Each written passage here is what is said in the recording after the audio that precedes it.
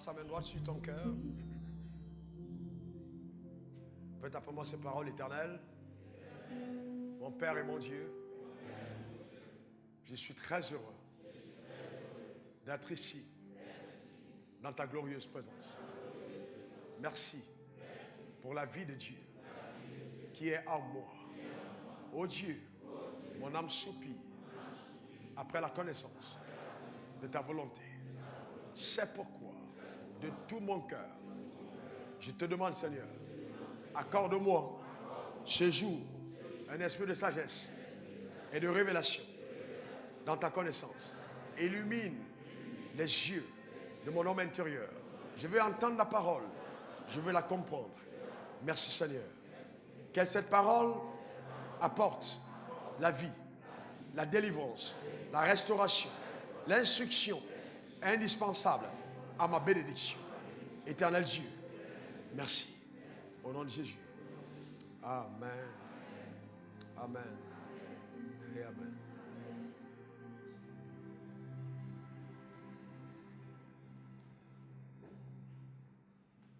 Tu peux t'asseoir dans sa glorieuse présence.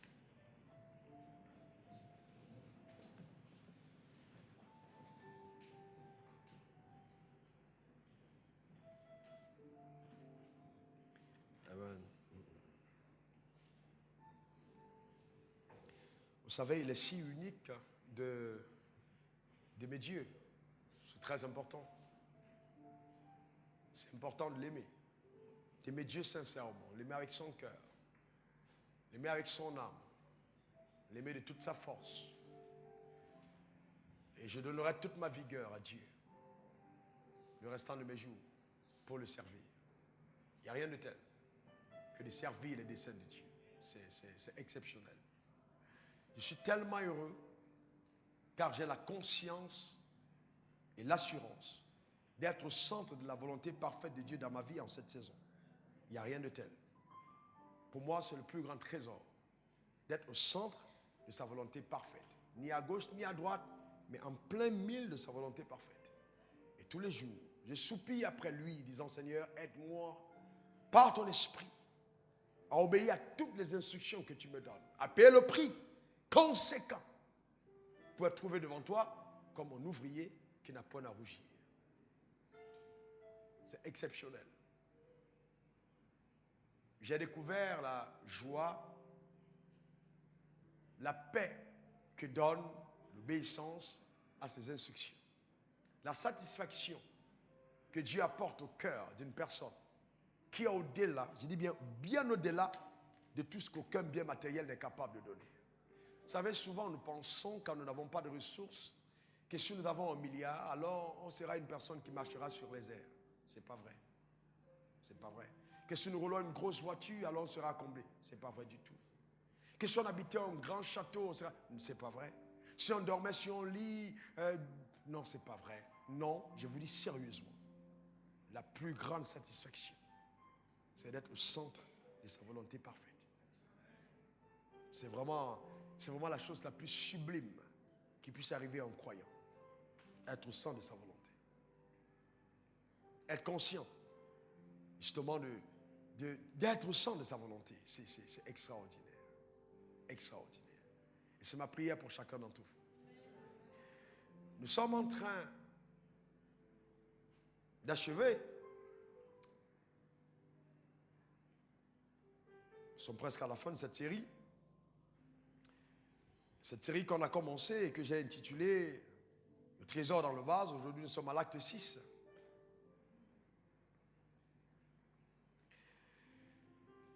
Lors du dernier message, j'ai été poussé par l'esprit.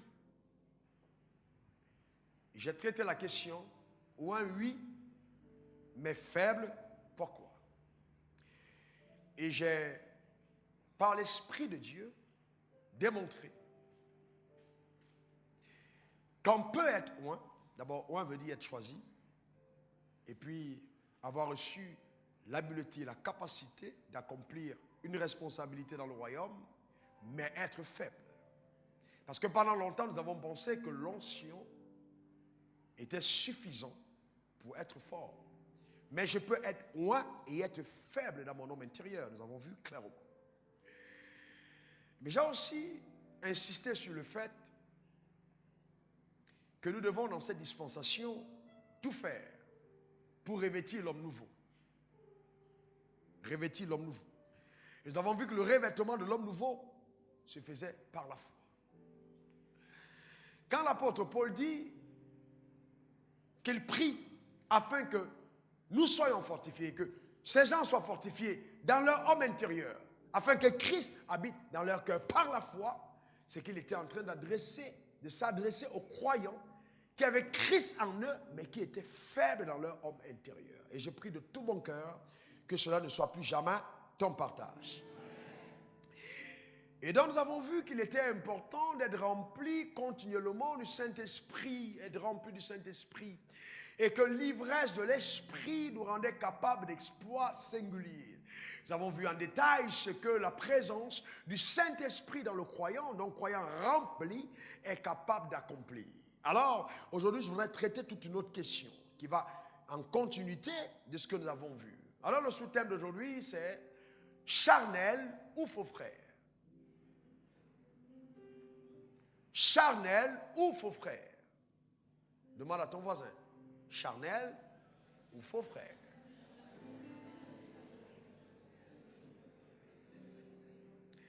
Notre nation, comme plusieurs d'ailleurs, sont en train de sombrer dans la religion. Et j'ai vu beaucoup de personnes dire « Je suis enfant de Dieu » parce qu'ils vont à l'église. Eh bien non, ce n'est pas vrai.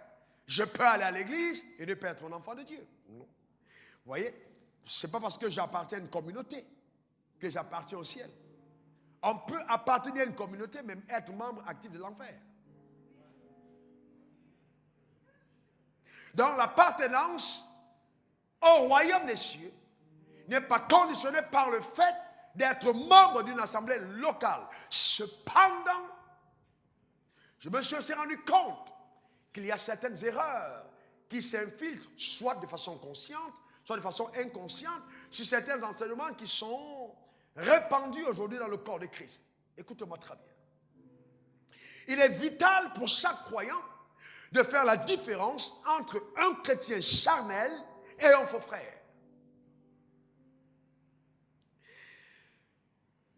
Le chrétien charnel est celui qui a reçu le Saint-Esprit, mais qui, hélas, marche par sa chair. Ça veut dire que je peux avoir reçu le Saint-Esprit, mais continuer de vivre par l'influence de ma chair.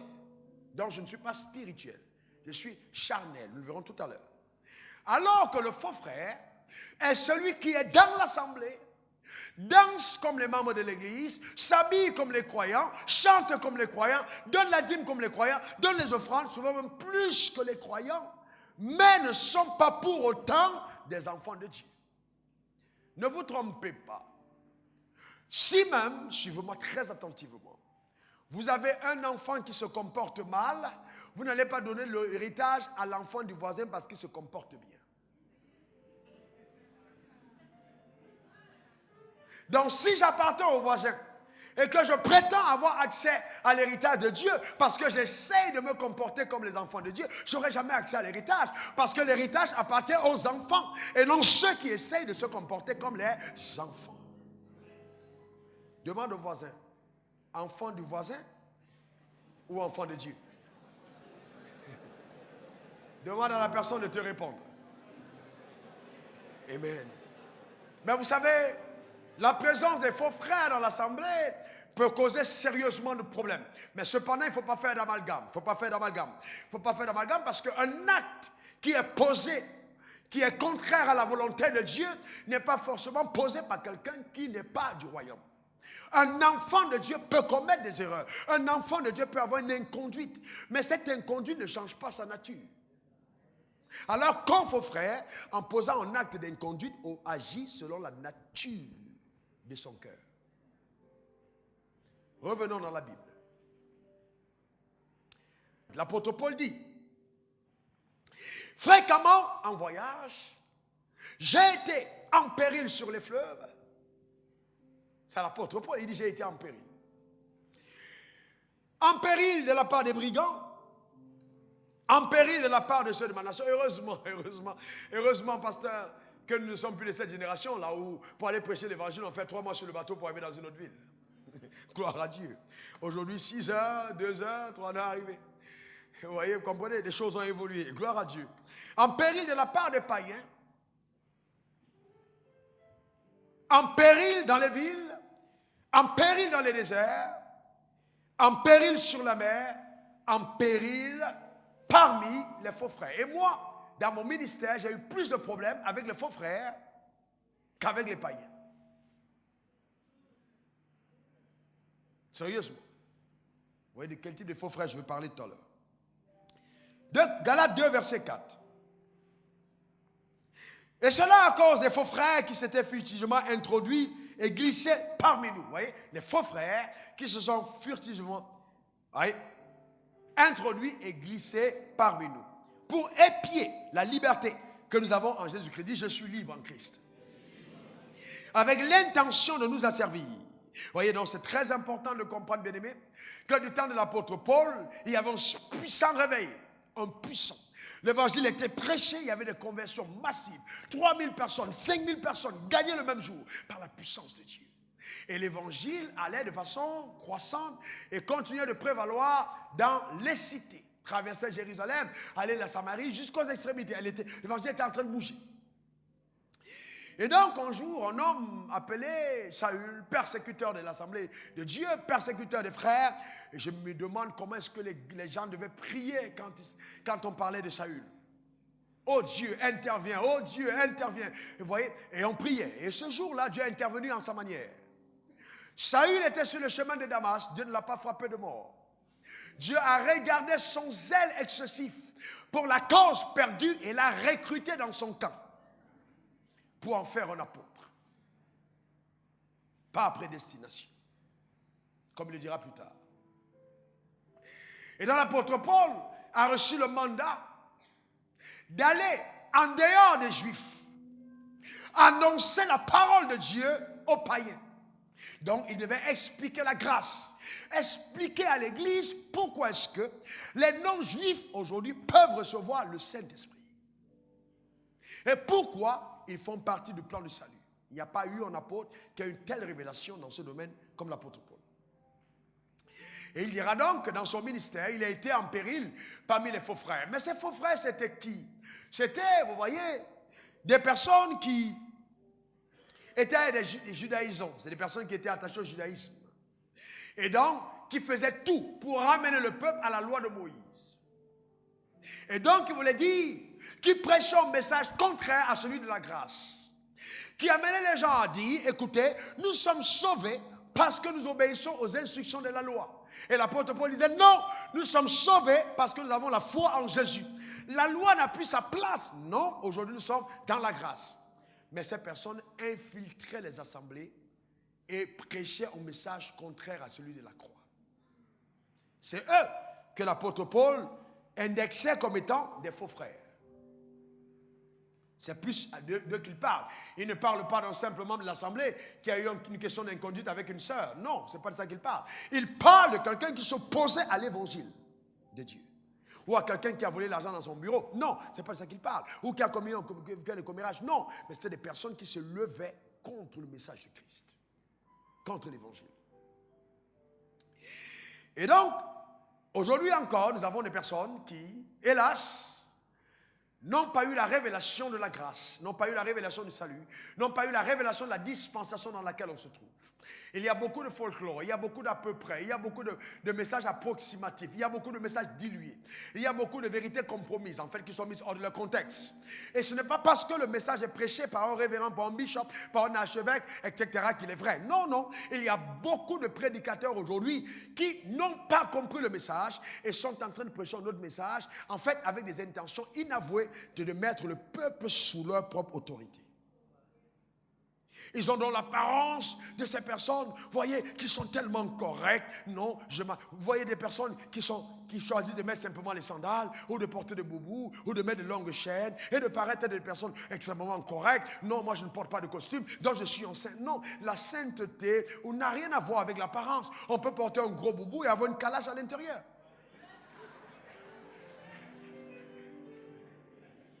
Regardez ce que la Bible dit dans Acte 20, verset 30. Et qui se lèvera au milieu de vous des hommes qui enseigneront. Il se lèvera au milieu de vous des hommes qui enseigneront des choses pernicieuses pour entraîner les disciples après eux. C'est-à-dire le but, c'est d'amener les gens après eux. L'intention de ces personnes, c'est leur propre intérêt. Parce que le but, c'est d'attirer les gens vers eux dans l'intérêt de jouir de ce que les gens possèdent. Il y a beaucoup qui le font. Paraître devant les autres comme étant, oh je suis là, le pasteur spécial de la ville. Tous les autres sont des faux. Mais l'intérêt c'est quoi derrière? Un jour, un pasteur m'a dit, est-ce que tu trouves normal qu'on dise aux gens, comment est-ce que ce qu'on a, on doit pas tout dire, on doit cacher. J'ai dit, mais si tu as étudié ça honnêtement, pourquoi tu caches? La déclaration des biens a commencé par Abraham. Abraham nous a dit tout ce qu'il avait, Isaac nous a dit tout ce qu'il avait, Jacob a dit tout ce qu'il avait. Pourquoi est-ce que tu as des choses que tu caches?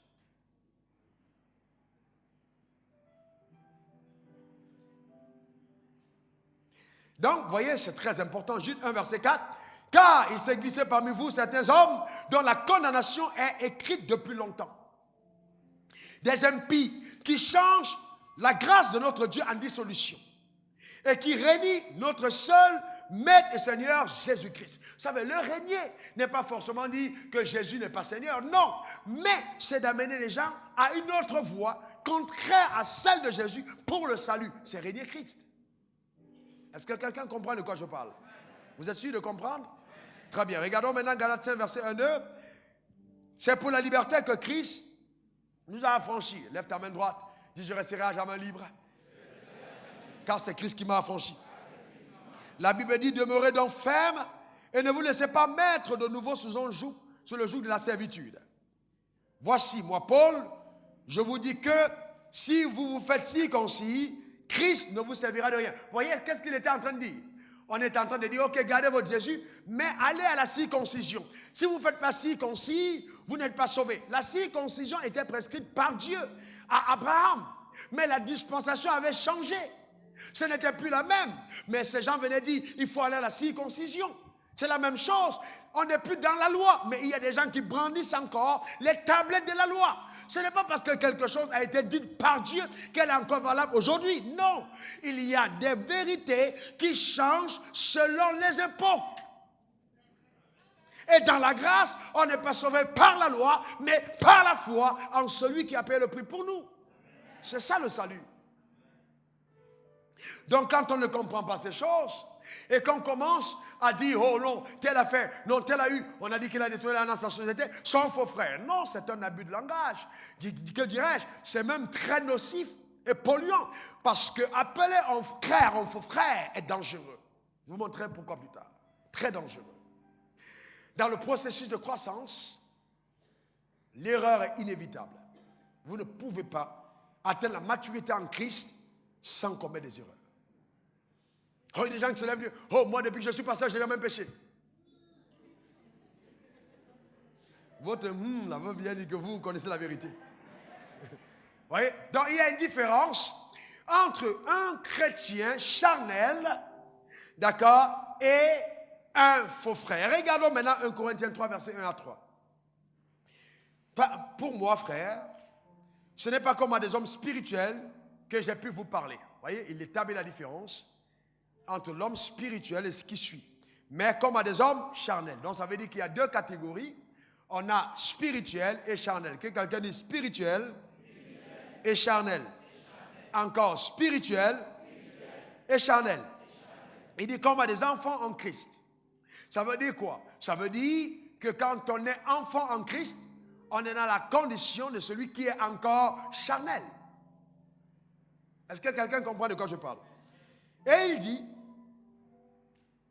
je vous ai donné du lait, non la nourriture solide, car vous ne pouviez pas la supporter et vous ne le pouvez même pas à présent, parce que vous êtes encore charnel.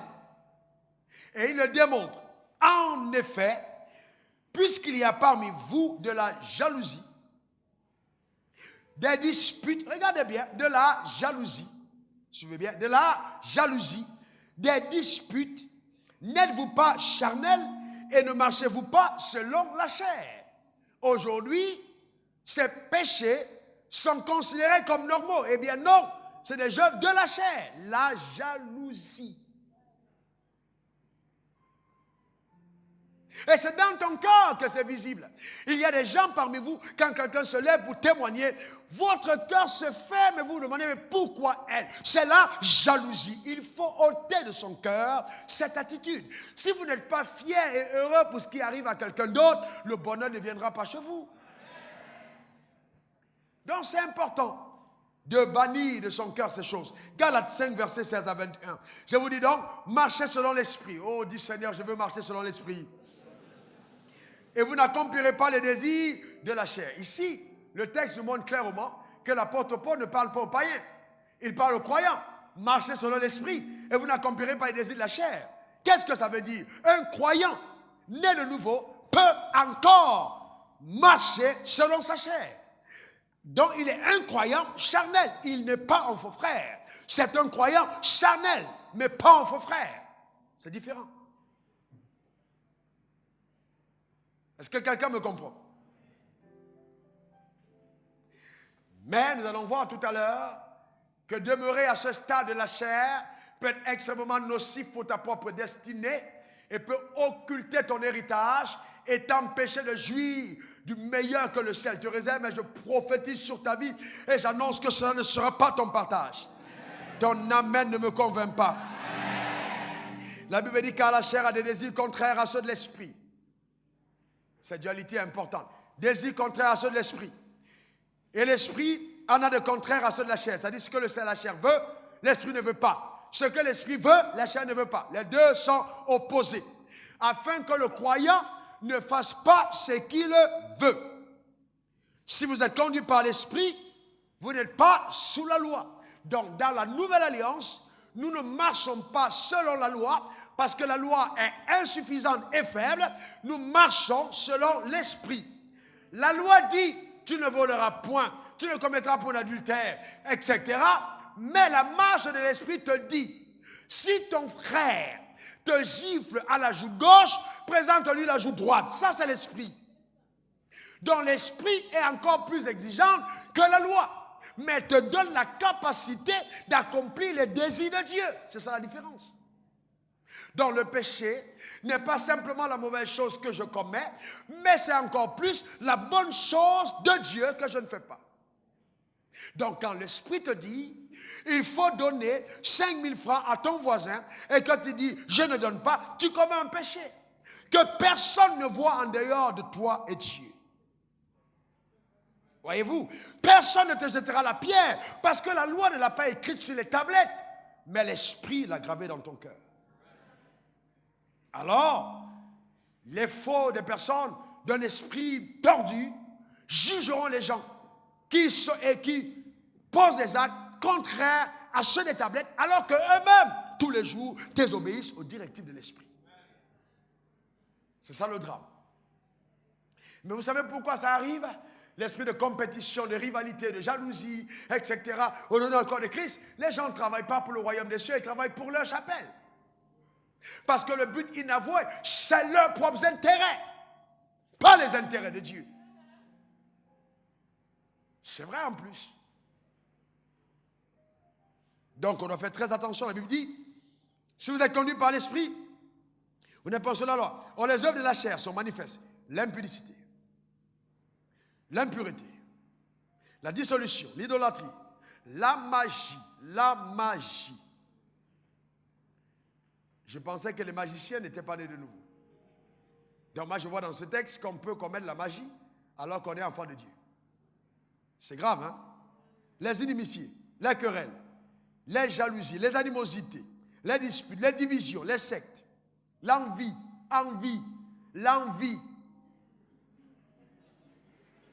Ça veut dire que je trouve une chaussure Dior qui coûte 1 million, et je trouve le faux qui coûte 50 000 et je paye les 50 000, je suis dans l'envie.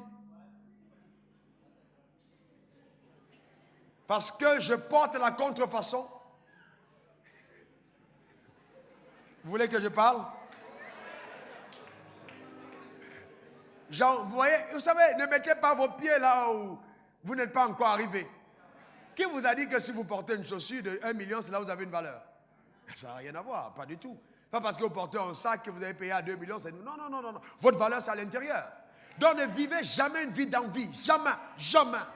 Si vous ne pouvez pas avoir quelque chose, ne prenez pas le faux.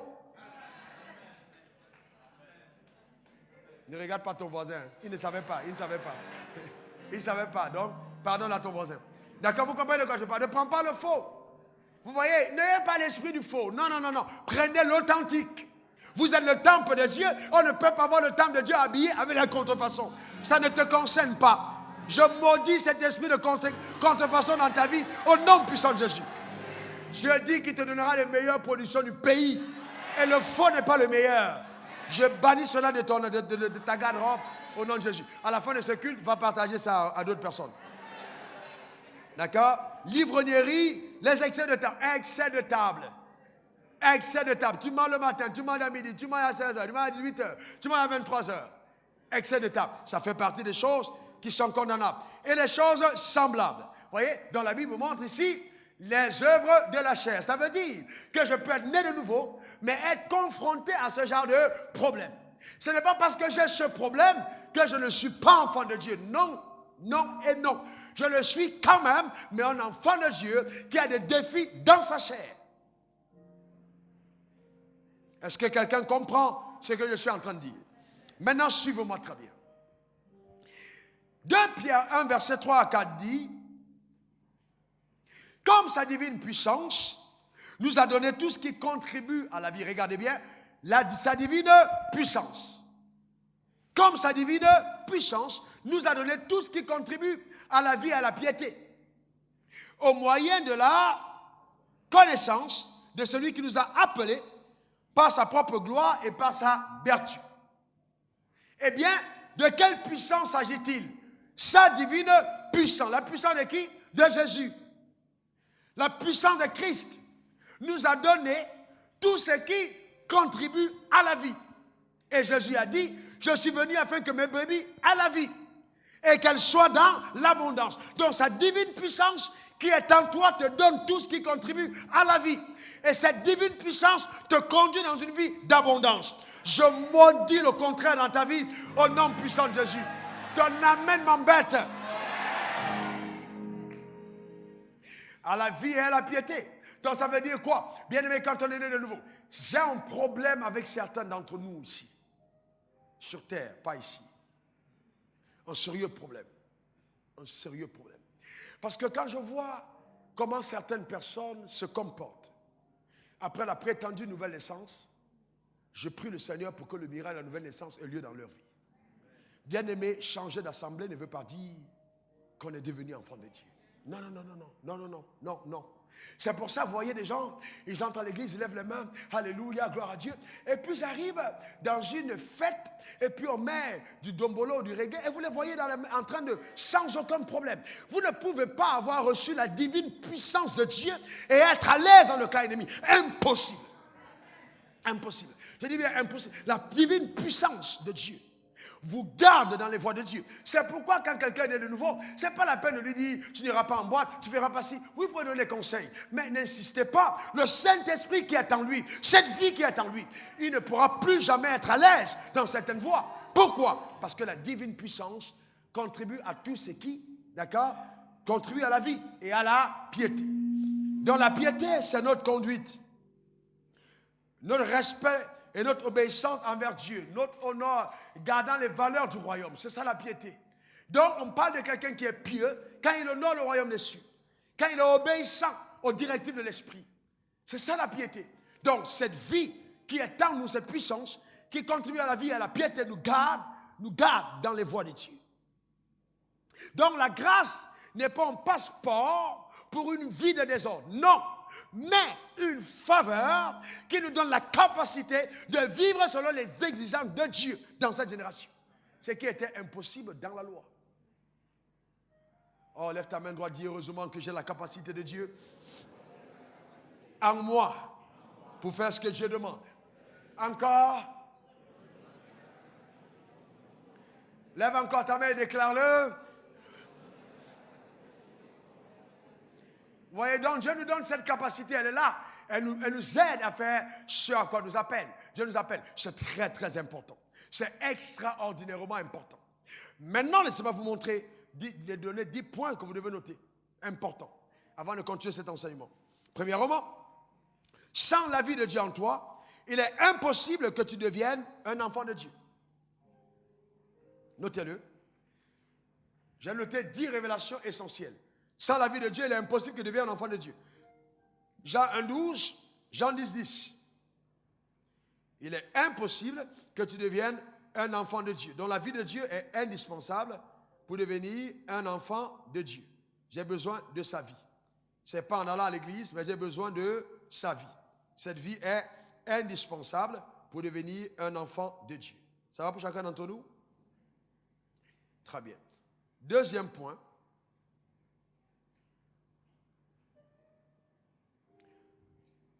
Tout en étant un enfant, on a déjà un appel de Dieu sur sa vie.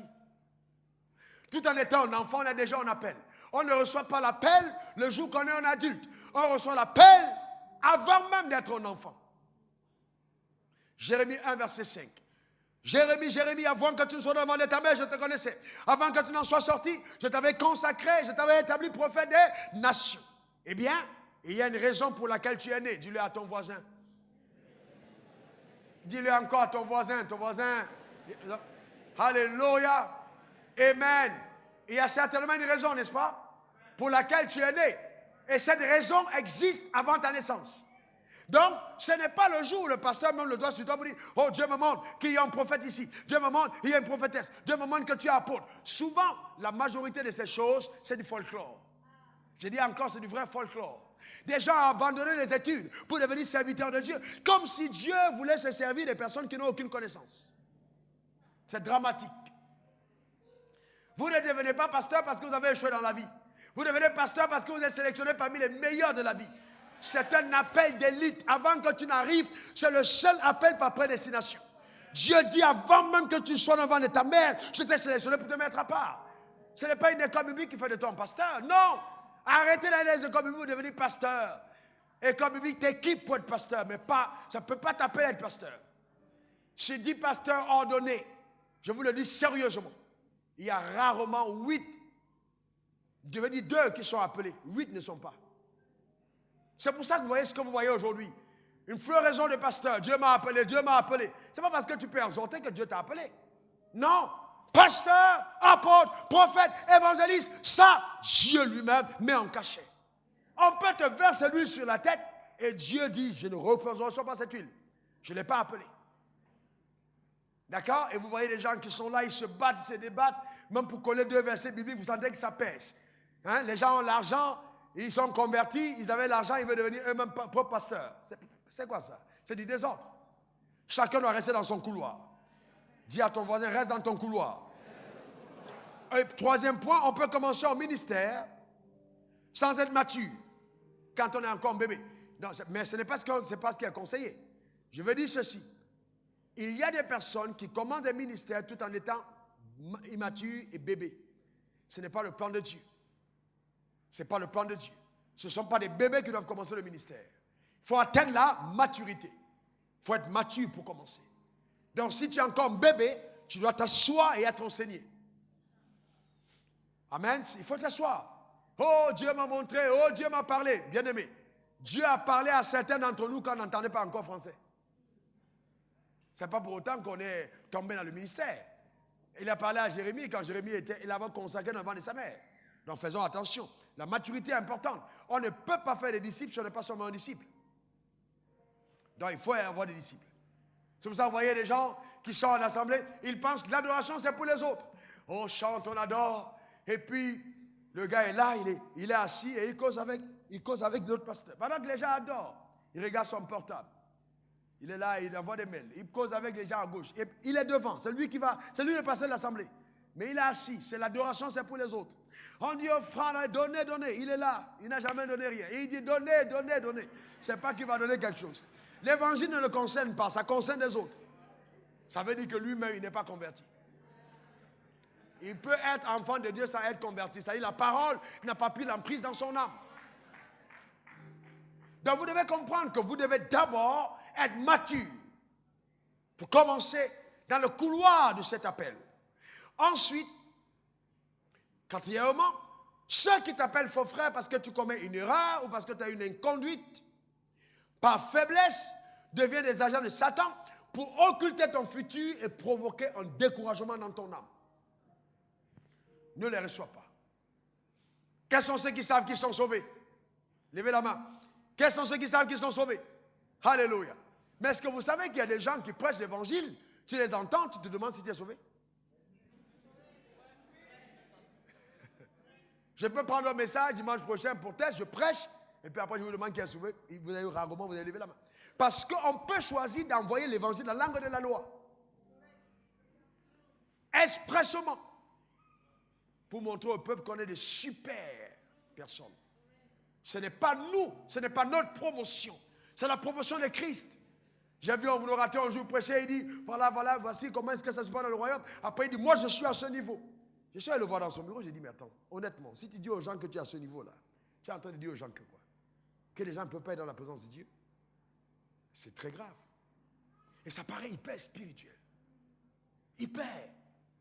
Non. Non. On n'est plus à l'époque des tabernacles. Où il y avait le parvis, le lieu saint, le lieu... Non, on n'est plus à cette époque. Non. Le voile du temple est déchiré de haut en bas. Et tout le monde a accès à sa présence. Si quelqu'un vous prêche un autre évangile, il est ignorant de la vérité. Chaque enfant de Dieu a accès à sa présence. Qu'il soit bébé, ou qu'il soit jeune gens, ou qu'il soit père, la présence de Dieu est tienne. Tu n'as pas besoin de passer un concours pour aller au niveau supérieur. Est-ce que quelqu'un comprend de quoi je parle? C'est très important. C'est très important. Et vous savez, le problème des Africains, nous aimons la loi. Oh, vous savez, quand vous entrez à l'église, attachez la tête, portez les longues jupes. Quand c'est comme ça, on dit, oh oui, c'est un bon pasteur. C'est un bon pasteur. Un jour, j'entendais deux personnes parler de moi sans savoir même que c'était moi. Et quelqu'un demandait, est-ce que tu penses que ce gars, il peut prier? Tu as vu comment il est toujours clean, est-ce qu'il peut prier? Et j'étais à côté. Et ça m'intéressait la discussion. Parce que tout était axé sur l'extérieur, tout était axé sur l'extérieur. Et les gens ne comprennent pas, ils ne lisent pas la Bible. J'ai posé la question au pasteur récemment, j'ai dit, mais dis-moi, honnêtement, pourquoi est-ce que telle chose est faite de telle manière? Dans l'Ancien Testament, les sacrificateurs étaient habillés en fin lin blanc. Fin lin blanc, jusqu'au caleçon. Et comment dans la Nouvelle Alliance, vous voulez porter des haillons, des chemises et des babouches et dire au peuple de Dieu que c'est ça l'humilité. Vous êtes en train de travailler pour le cas ennemi. Ce n'est pas sérieux. Ce n'est pas sérieux. C'est une fausse humilité. Une humilité barbare et cruelle. Ce n'est pas normal. Non du tout. Bien-aimé, le temple de Dieu, on doit en prendre soin. Coupe tes cheveux, coiffe-toi normalement, habille-toi proprement. Je n'ai aucun problème avec ça. Aucun problème. Porte les 8 pieds si tu peux. Si ça existe pas, si tu veux, il n'y a aucun problème. Habille-toi comme tu veux, sois heureuse dans ta peau. Il n'y a aucun souci. Mais pourvu que ton cœur soit au Seigneur. Arrêtez le folklore. Arrêtez l'évangile de compromission. Ce n'est pas normal. Comment allons-nous impacter la société si nous ne pouvons pas montrer l'exemple? Vous savez, il y a des choses qui m'écœurent. Je me demande, mais où est-ce que les gens lisent leur Bible? Oh, ils sont là, ils sont toujours en cravate, ils portent des mouchoirs, ils portent des chaussures. Mais où est le problème? Vous savez, j'ai aucun problème avec celui qui est en haillons. Jésus était en même temps avec Jean-Baptiste. Jean-Baptiste portait les vêtements de peau et il mangeait du miel dans le désert. Jésus lui a dit Alléluia. Il n'y a pas de problème. Mais Jésus, lui, il était habillé en vêtements sans couture. Le couturier n'était même pas de la terre, on a envoyé ça du ciel. Amen. Et c'est pour ça qu'on disait, oh non, Jésus, c'est un ami des publicains. Les gens demandaient, est-ce qu'il peut prier? Quand il est entré chez le pharisien et que Marie est tombée à ses pieds et qu'elle a commencé à pleurer à verser le parfum, il a regardé et dit, oh, je me suis trompé. Si cet homme était un prophète, s'il était un prophète, il allait savoir que cette femme est une pécheresse. Comment est-ce qu'il allait sur ses pieds? Oui, il allait sur ses pieds parce qu'il est venu pour sauver les pécheurs. Vous entendez? Non, moi je ne prêche pas dans n'importe quelle église. Je ne vais pas, on m'invite pas n'importe où. Bien-aimé, est-ce que tu es avec Dieu? Dieu a quitté le ciel pour arriver dans l'église la plus pourrie où il n'y avait personne de bon. Il est descendu sur la terre, il t'a ramassé dans la boue, il t'a mis à part. Maintenant tu dis je ne vais pas n'importe où. C'est de l'orgueil spirituel. Je prêche chez les Mormons, si on m'invite, je vais. Catholique, j'entre. Témoin de Jéhovah, c'est des choses qu'il a déjà fait, j'entre. J'ai prêché devant la grosse statue de Marie, j'étais à côté. Ça ne change rien du tout à l'évangile que je prêche. Le plus important, c'est le cœur que je veux toucher. Est-ce que quelqu'un comprend de quoi je parle? C'est ça qui compte. Arrêtons le folklore. Et ce temps, on est là, on joue les super-héros. Et le mal continue de prévaloir. Pourquoi? Parce qu'on est dans une logique sectaire. On s'enferme, on pense qu'on est puissant. Vous pensez qu'on a 2000 personnes environ dans cette église, je vais être content? Il y a combien de personnes à Abidjan? Sur 15 millions environ, vous êtes là en train de dire Alléluia pour 2000 personnes, c'est que je suis stupide. Est-ce que quelqu'un comprend de quoi je parle? Nous devons ouvrir notre intelligence et travailler avec Dieu. Non, je ne prêche pas n'importe où. Moi, je ne suis pas... Non, c'est qui cet homme qui m'invite? Non. Quoi? Bien-aimé, regardez le ministère de Jésus, où il allait prêcher. Et j'aime Jésus. Oh, j'aime Jésus. Jésus est un homme intelligent, sage. Il savait ce que cet homme pensait. Je suis entré chez toi. Tu ne m'as même pas reçu. Tu n'as pas baisé mes pieds. Il dit, tu ne m'as pas traité comme ça. Mais cette femme-là, partout où je parlerai, on parlera d'évangile, on parlera d'elle. Cette femme est sortie de là, elle n'était plus la même. Nous devons montrer de l'amour aux gens. Montrer, sans amour, le ministère, c'est la religion. Est-ce que quelqu'un me comprend? Sans amour, c'est la religion. Aimer les gens tels qu'ils sont. Est-ce que quelqu'un comprend? Il y a des gens que j'ai gagnés à Christ, authentique histoire. Je parlais avec eux, et ils envoient la cigarette sur mon visage.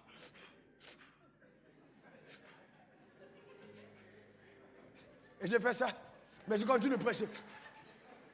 Est-ce que quelqu'un comprend de quoi je parle? Mais je veux atteindre mon objectif, c'est aimer les personnes. On est devenu tellement super. Moi, je ne vais pas n'importe où, je ne me mets pas avec n'importe qui. Je te mets dans un corps. Et puis tu dis, moi, je suis hors du corps. Je ne suis pas dans ce corps-là. Est-ce que vous comprenez? Les autres là, c'est des faux frères. Non, du tout. Non, tu es un hypocrite. Tu es un faux frère. Parce qu'un vrai frère aime en tout temps. Il est collé à ses autres. Il est avec le corps. C'est ça le frère. La notion de frère. On parlera un jour. Suis-je un frère? Suis-je un frère?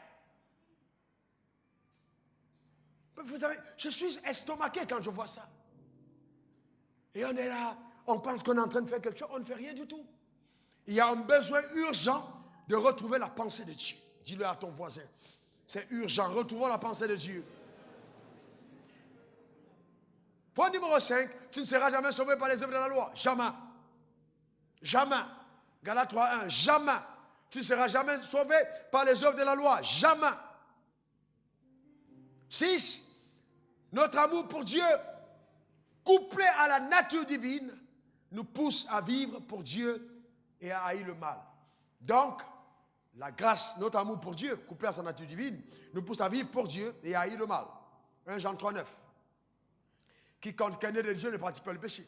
Donc, bien aimé, c'est important. La grâce n'est pas un passeport éternel pour vivre dans le désordre.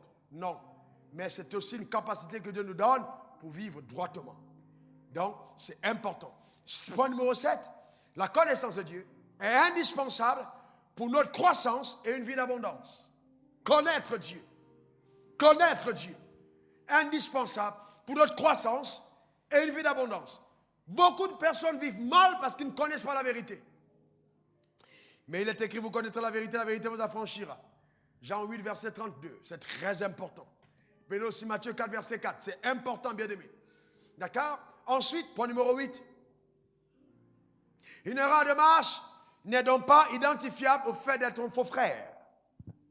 Non, non, ce n'est pas parce que j'ai commis une erreur que je suis un faux frère.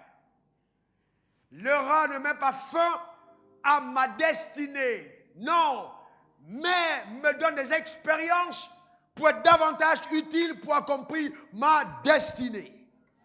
Proverbe 24, verset 16. Car 7 fois le juste tombera, 7 fois il se relèvera. Dis, je me relèverai.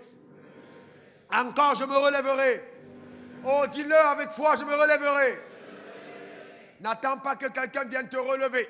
Si tu es tombé, lève-toi tout de suite. Et voyez, je peux avoir quelqu'un ici qui vient rapidement. Regardez, regardez. Écoute, tombe là, s'il te plaît, tombe là. Ok, il est tombé.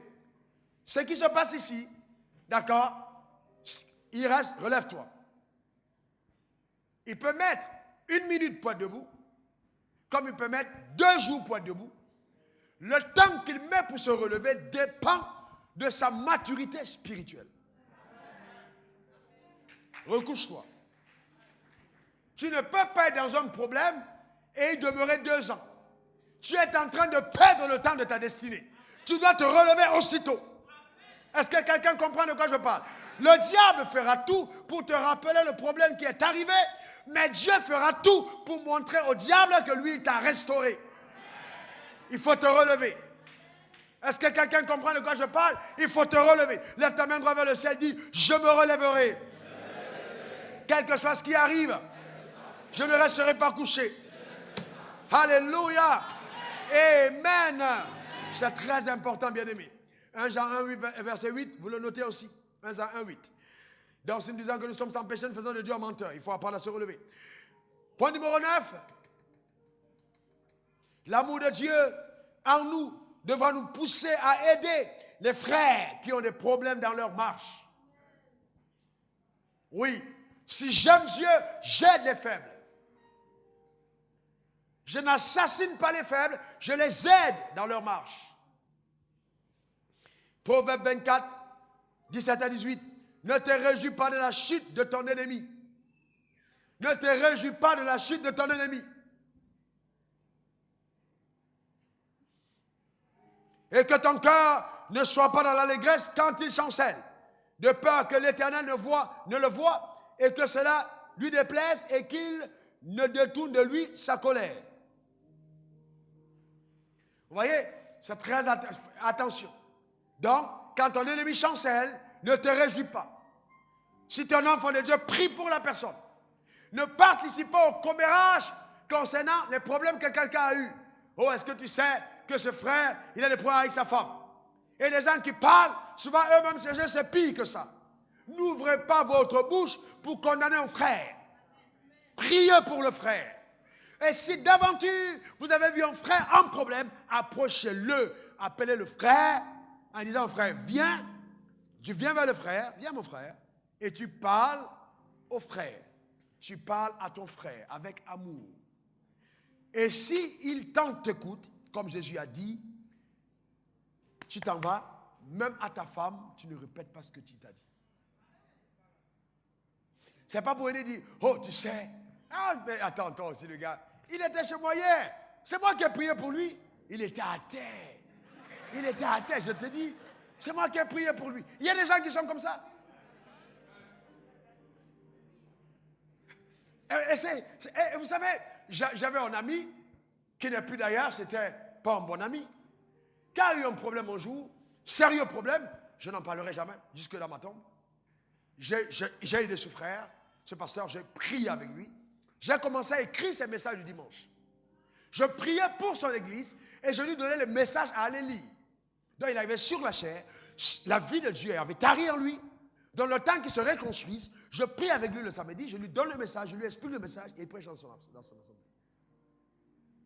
Et un jour, il a entendu un oui dire. Il paraît que, révérend Wafo, il paraît que. Il a chargé ça dans sa bouche comme une mitraillette. Hey, tu sais qu'il paraît que. Après, quand j'ai entendu, j'ai dit, ah bon? Vous êtes sûr que c'est lui? Je l'ai appelé, je suis allé chez lui. J'ai dit, ah bon, attends, dis-moi, entre nous frères, tout le monde peut me tirer dessus, mais pas toi. J'ai dit, tu sais que si j'ouvre ma bouche, ta maison me met en problème. Tu sais ça, non? Il me regarde et dit, oui. J'ai dit, tu sais, mais comment tu peux être comme ça? Et c'est incroyable. Viens me voir. Est-ce que tu as entendu dire des choses? Viens me voir. Si c'est vrai, je te dirais c'est vrai. Prions ensemble. Si c'est faux, je dirais ce sont des histoires. Mais n'ouvre pas ta bouche pour dire des choses de moi. Comment c'est toi aussi tu vas aller dire aux autres que je suis un sorcier? Moi, si j'étais un sorcier, je vais t'aider comme je t'ai aidé là. Donc j'étais tellement choqué. Je suis sorti de chez lui, j'étais énervé. Et je sais qu'il ne faut pas que je m'énerve. Alors, ce que je voulais faire pour calmer la colère, je suis un jour revenu vers chez lui, j'ai dit, ok, donne-moi tous tes enfants. Et puis les enfants, je les ai amenés, j'ai fait des cadeaux pour eux, ils ont pris des glaces. Et puis je suis rentré, j'ai donné une offrande à la maison et je suis parti. Pour apaiser mon cœur. Vous savez, c'est ce que la Bible dit, fais du bien à ceux qui te maudissent. C'est resté sur sa tête comme au charbon à Adam. Vous savez, vous voyez des gens qui ne décollent pas dans leur vie. Ils sont toujours là. Boum, boum, boum, boum, boum. C'est quoi? Ça dit. Boum, vous dites, oh Dieu intervient. Il faut d'abord que lui-même décide d'intervenir dans son cœur. Heureux ceux qui ont le cœur pur, car ils verront Dieu. Garde ton cœur pur envers tes frères. Tu verras Dieu sur ton chemin. Quelqu'un me donne le meilleur des amens. Et il ne faut pas oublier, point numéro 10, que dans le royaume de Dieu, la repentance est le processus de la croissance. La repentance est le processus de la croissance. N'aie pas peur de te repentir. La repentance va t'aider à croître. D'accord? Pour terminer, je voudrais terminer avec cette illustration. Faites venir les 3 personnes rapidement. Donc, au début, c'est d'abord un bébé. Il est un bébé. Plus tard, il sera un adolescent. Et l'adolescent, plus tard, sera un adulte. Mais, vous savez, premièrement, son identité ne change pas dans sa croissance. Il reste la même personne, mais qui se développe. Et ses aptitudes ne sont pas les mêmes selon les stades de sa croissance. À cette étape, cet enfant ne peut pas courir. Même s'il le veut. Il ne peut pas. Mais ça ne veut pas dire qu'il n'a pas la capacité de courir. Il est déjà appelé peut-être à être un champion de la course, mais il ne peut pas courir. Mais à cette étape, lui, il peut courir. Mais il ne pourra pas faire ce que lui peut faire. Lui, il peut prendre soin d'une maison, pas lui. Donc, je ne peux pas mettre une exigence la même que je mets sur lui, sur celui-ci. Parce que ce n'est pas le même palier de croissance. Pas du tout. Maintenant, suivez-moi bien. Pourquoi je suis ici? La Bible dit, je suis né de nouveau. C'est comme ça que je suis. Quand on est né de nouveau, on doit être porté. Aujourd'hui, très peu de personnes portent les nouveaux-nés dans l'assemblée. Les nouveaux-nés ont besoin d'être portés, d'être suivis, d'être entretenus, leur donner la parole, voir comment est-ce qu'ils se portent. Est-ce que dans la couche, ce n'est pas mouillé? Pourquoi? Parce qu'à cette étape, il est encore charnel. Donc, on doit l'aider à traverser cette étape. Vous voyez, là, le désir de cet enfant, si vous donnez un bonbon, il est à l'aise. Chocolat, il est content. Le lait, alors, waouh! Il peut, vous voyez, il est heureux. Vous voyez, mais à partir de cet instant-là, cet enfant a déjà développé la foi en ses parents. Ça veut dire, comme David dit, j'ai l'âme sevrée, l'âme tranquille, comme un enfant sevré auprès de sa mère. Il est dans le repos parce qu'il connaît que Dieu fait de bonnes choses. Donc, quand on est né de nouveau, au début, Dieu nous donne tout ce qui est sucré. Oh, je me suis converti. Oh, pasteur, tu ne peux pas croire. 2 semaines après, j'ai eu une promotion. Amen. Alléluia. Il ne faut pas dire autre chose. Dis seulement Amen. Amen. Gloire à Dieu. Laissez-le faire. Parce qu'après, il va voir les autres étapes. Vous voyez, non? Dès qu'il pleure, qu'est-ce que tu veux? Tu veux quoi? Tout de suite, les parents se lèvent, on est à son âge. C'est la même chose dans le royaume des cieux. Et cet enfant, personne ne peut l'atteindre. Parce que les parents veillent, on le protège, on le sécurise, on l'environne, parce qu'on sait qu'il est vulnérable. De la même manière dans le royaume des cieux, quand tu nais de nouveau, le ciel veille sur toi. Il n'y a aucun problème qui t'arrive parce que tu es encore un bébé. Mais cette étape ne durera pas éternellement. Ça va changer. Il aime les choses sucrées. Comme les croyants de l'évangile. Oh, Dieu va t'élever, Dieu va te bénir, Dieu va te combler, Dieu va te faire ci. Oh, alléluia. Tout ce qu'ils aiment, c'est bonne nouvelle. Dieu va te faire ci, Dieu. Ça, ce sont les chrétiens qui demandent qu'ils soient encore des bébés. Les bébés aiment les choses sucrées. Mais rappelez-vous, quand les enfants d'Israël devaient sortir d'Égypte, on a demandé de manger les herbes amères. Ça veut dire que ça, ce n'était pas la marche des bébés. Aucun bébé n'allait prendre ce qui est amer. Ça, c'était pour les personnes d'un certain niveau. Est-ce que quelqu'un comprend de quoi je parle? Donc, ça veut dire que cette étape ne dure pas toute la vie. Maintenant, pour quitter de là à ici, c'est la seule condition, c'est la parole. Matthieu 4,4, vous voyez, il faut que la personne se nourrisse de la parole. C'est la parole qui l'amène là. Ce n'est pas le jeûne, ce n'est pas la prière, ce n'est pas l'imposition de main, c'est d'abord la parole. La personne est nourrie. Et mieux la personne est nourrie, mieux elle est costaude, mieux elle se développe. Et vous voyez, un croyant qui ne met pas la parole en pratique, quand il est né de nouveau, n'atteindra jamais cette étape. C'est pour ça que la Bible dit, ne vous bornez pas de mettre la parole de Dieu, d'écouter la parole, mais mettez-la en pratique. C'est la pratique de la parole qui provoque la croissance spirituelle et non l'écoute de la parole. C'est la pratique. Car la vérité que tu ne mets pas en pratique est aussi nuisible dans ta vie que l'ignorance. Alors, dis, je mettais la parole de Dieu en pratique. Dis-le encore, je mettais la parole de Dieu en pratique. Donc, c'est très important. Dans ce stade-là, on met la parole de Dieu en pratique. Et c'est là où l'apprentissage de la foi commence.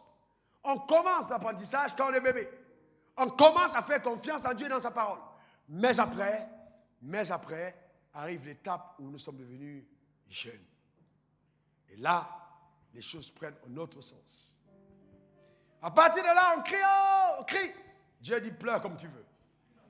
Tu connais où ça se trouve, je ne suis pas là pour aller te dire. Et vous voyez que c'est comme vous, un enfant de 15 ans qui pleure. Maman, j'ai faim, je vais... Eh, mais attends, arrête tes histoires. Tu ne sais pas où se trouve le pain? Va chercher toi-même. Pourquoi? Parce que je ne suis pas là pour te servir tout le temps. Je me suis occupé de toi. Bébé, maintenant tu es une personne adulte. Tu dois aider, tu dois aller maintenant t'aider toi-même. C'est ça, jeunes gens, vous êtes forts. Dieu estime que ceux qui arrivent à l'étape de jeûne sont forts. C'est quand David était jeune qu'il a fait des exploits. Les exploits dans le royaume ne sont pas réservés aux vieux, mais aux jeunes, parce qu'ils sont forts. Oh, lève ta main et dis, jeunes gens, je suis fort. 1 Jean 2, verset 14. Parce que la parole de Dieu demeure en vous. Voyez, vous avez eu le temps de vous nourrir de la parole. Vous avez pris la parole et la parole est restée en vous. Vous êtes devenu fort. La parole vous a rendu fort. Est-ce que je peux voir la main de ceux qui sont forts? Alléluia. Je déclare que ta force va s'accroître. Dis un bon amen. Amen. Et à partir de ce moment, là commence la vie de test, la vie d'épreuve. Tu es éprouvé. Tu pries. Ça fait une semaine. Tu n'as pas vu. Tu commences à dire, je crois que Dieu m'a abandonné. Il commence à rire. Il dit, ok, maintenant tu es bienvenu dans le royaume. Parce que là, Dieu ne répond plus à tes caprices. Il commence à te mettre face à la vérité et à ses lois, à ses principes. Si tu ne fais pas, tu restes au même niveau. Il sait que là, tu ne peux plus mourir. Mais il sait que là, maintenant, tu dois obéir. Et c'est là où beaucoup de personnes commencent à dire, pasteur, j'ai l'impression que Dieu m'a abandonné. Avant, c'était comme ça. Dieu dit, ok, mais c'était avant. Maintenant, tu es à l'étape de la maturité. Et là, ta foi commence à être éprouvée. L'épreuve de ta foi commence à produire la patience. Jacques 1, verset 3. Hébreux 10, verset 36. Vous avez besoin de persévérance. Donc Dieu t'enseigne la persévérance. Tu persévères dans l'épreuve. Tu persévères dans l'épreuve avant d'obtenir le résultat. Hébreux 10, verset 38 à 39. Mon juge jugera par la foi, mais s'il se retire, mon âme ne prend pas plaisir à lui. Parce que Dieu sait que là, les épreuves sont telles qu'en certains moments, on peut être tenté de se retirer. Mais comme on a connu Dieu à l'étape enfant, on ne peut plus aller ailleurs parce qu'on a déjà goûté. Donc, on continue de persévérer. Est-ce que quelqu'un comprend de quoi je parle? Lève ta main droite, dis, je persévérerai. Quel que soit ce qui arrivera, je vais persévérer. Donc, vous voyez, donc, quand on passe cette étape de jeûne, vous voyez, face au défi, on se lève soi-même et on règle le problème. C'est comme David. Dans 1 Samuel 30, il perd sa femme, il perd ses enfants, on les a tous enlevés, il pleure, mais il pleure, Dieu se tait, Dieu ne dit rien. Mais après avoir pleuré, il se fortifie lui-même dans le Seigneur. Et maintenant, il consulte Dieu en disant, qu'est-ce que je fais? Est-ce que je dois partir? Dieu dit, vas-y, poursuis-les, et puis tu vas les atteindre, et tu vas reprendre tes femmes. C'est ce qu'il a fait. Dieu n'a pas intervenu directement, Dieu a laissé David, parce qu'il était équipé, à aller lui-même récupérer ses femmes, ses enfants, ramener tout le monde là où ils étaient. Pourquoi? Le peuple parlait de le lapider en disant c'est à cause de toi qu'on a eu des problèmes. Quand tu atteins cette dimension, tu commences à avoir des problèmes à cause du royaume des cieux. Tu commences à souffrir certaines choses à cause de ton appartenance en Dieu. Et tu tiens ferme. Il n'y a que les bébés qui ne veulent pas avoir des problèmes. Mais quand on est déjà fort dans le Seigneur et qu'on est un jeune gens, là, on accepte de porter sa croix et de le suivre. Ensuite, il y a la dimension de père. Tout le monde n'arrive pas à être père. Père sur le niveau de Moïse. Vous voyez, le père, il est rempli de sagesse. Il est un homme de foi. Il est patient, rempli de sagesse. Il aide à bâtir les autres. Il donne une orientation prophétique à la famille. Le père devient le repère. Ça, c'est derrière là, il y a la sagesse. Le père connaît Dieu. La Bible dit de Moïse que Moïse était un homme fort patient, plus qu'aucun homme sur la face de la terre. Il était patient. Il a tellement eu d'expérience avec Dieu qu'il sait comment Dieu intervient. Il a été brisé. C'est un vase brisé. C'est quelqu'un que Dieu a fait passer à son école. Il connaît Dieu. Maintenant, Dieu marche avec lui et il devient l'ami de Dieu. Il peut discuter avec Dieu. Il peut faire changer d'avis à Dieu sur certaines questions. Parce que là, il est devenu un père. D'accord? Est-ce que vous comprenez de quoi je parle? Ce n'est pas tout le monde qui arrive à cette dimension. Rappelez-vous de Moïse. Dieu lui a dit, je tuerai ce peuple. Je recommencerai. Je vais te garder toi. Il dit, non. Il est hors de question, Seigneur. Comment tu peux faire une chose pareille? Qu'est-ce que les nations vont dire? Qu'est-ce qu'ils vont penser? Non. Dieu, si tu veux le faire, enlève mon nom de ton livre. Il mettait Dieu face à ses obligations. Sachant que Dieu ne pouvait pas le faire parce qu'il savait que Dieu devait tenir sa parole à Abraham. Il savait comment tenir Dieu. C'est ça les pères. Ils savent traiter avec le ciel. Pour le bien du peuple. Donc il ne vit pas dans le royaume pour lui. Il recherche les intérêts des autres. Il bâtit les autres. Il s'investit pour les autres. Pour les construire afin que leur vie devienne une vie de plein succès. C'est ça les vrais pères. Est-ce que vous comprenez de quoi je parle? C'est très important. Donc que chacun d'entre nous, à la lecture de ce message, d'accord, examine son cœur et se rende compte de là où il est. Suis-je un enfant? Suis-je jeune? Suis-je un père? Ou alors un faux frère? Ou charnel? Demande à ton voisin. Charnel ou faux frère? Qu'il te réponde. Demande une réponse sincère.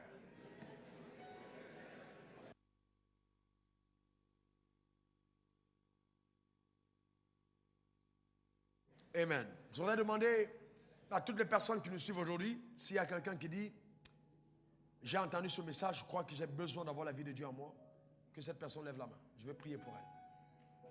Tu dis, je veux avoir la vie de Dieu en moi. Je veux cette vie. Je veux la vie de Dieu en moi. Lève ta main. Lève ta main là où tu es. Lève-toi là où tu es, je vais prier pour toi. Tu dis, je veux la vie de Dieu. Lève-toi. Lève-toi, je vais prier pour toi. Amen. Tu veux la vie de Dieu en moi. Je veux la vie de Dieu en moi. Venez, faites-les venir.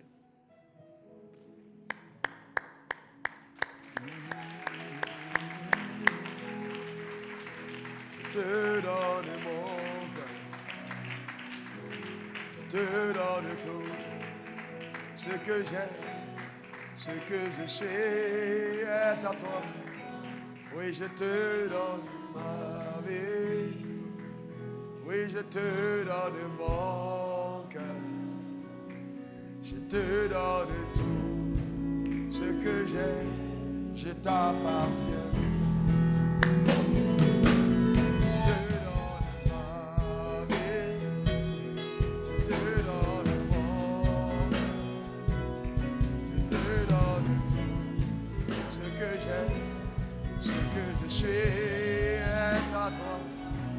Je te donne ma vie, je te donne mon cœur, je te donne tout.